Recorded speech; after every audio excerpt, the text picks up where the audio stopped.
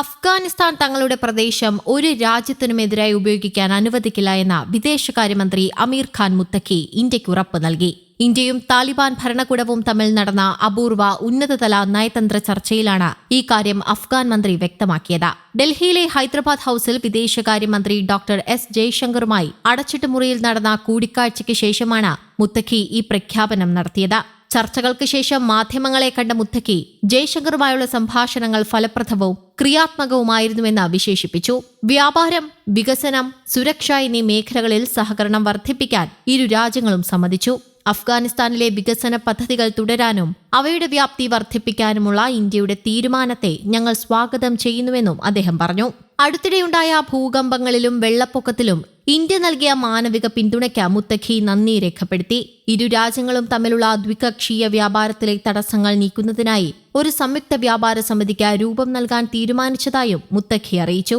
2021 താലിബാൻ അധികാരമേറ്റ ശേഷം നിലച്ച സാമ്പത്തിക ബന്ധം പുനരുജ്ജീവിപ്പിക്കാനുള്ള ശ്രമമായാണ് ഇത് വിലയിരുത്തപ്പെടുന്നത്. സുരക്ഷാ കാര്യത്തിൽ പ്രാദേശിക സുരക്ഷ ഉറപ്പാക്കാൻ താലിബാൻ ഭരണകൂടം പ്രതിജ്ഞാബദ്ധമാണെന്ന് മുത്തഖി വിശദീകരിച്ചു.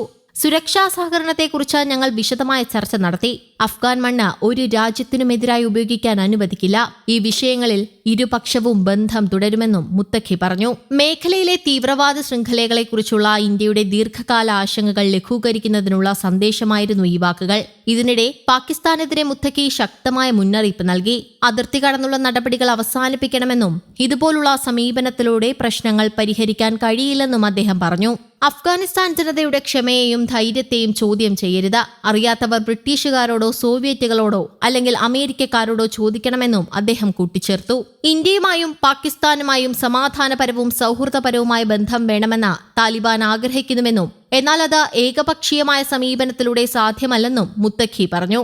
ജയശങ്കർ മുത്തഖി കൂടിക്കാഴ്ചയിൽ ഇന്ത്യയുടെ നിലവിലുള്ള വികസന സഹായത്തിനും ഭാവി സുരക്ഷാ സഹകരണത്തിനുമാണ് പ്രാഥമികമായി ശ്രദ്ധ നൽകിയതെന്ന് വൃത്തങ്ങൾ അറിയിച്ചു. കഴിഞ്ഞ 2 പതിറ്റാണ്ടിനിടയിൽ റോഡുകൾ, സ്കൂളുകൾ, ആശുപത്രികൾ, പാർലമെന്റ് മന്ദിരം എന്നിവയുൾപ്പെടെ അഫ്ഗാനിസ്ഥാനിലെ വിവിധ പുനർനിർമ്മാണ പദ്ധതികളിൽ ഇന്ത്യ $3 ബില്യൺ നിക്ഷേപം നടത്തിയിട്ടുണ്ട്. അതേസമയം അഫ്ഗാനിസ്ഥാൻ തലസ്ഥാനമായ കാബൂളിൽ ശക്തമായ നിരവധി സ്ഫോടനങ്ങൾ ഉണ്ടായതായി വിവരം. ഇത് പാകിസ്ഥാൻ സൈന്യം നടത്തിയ വ്യോമാക്രമണമാണെന്നാണ് സൂചന.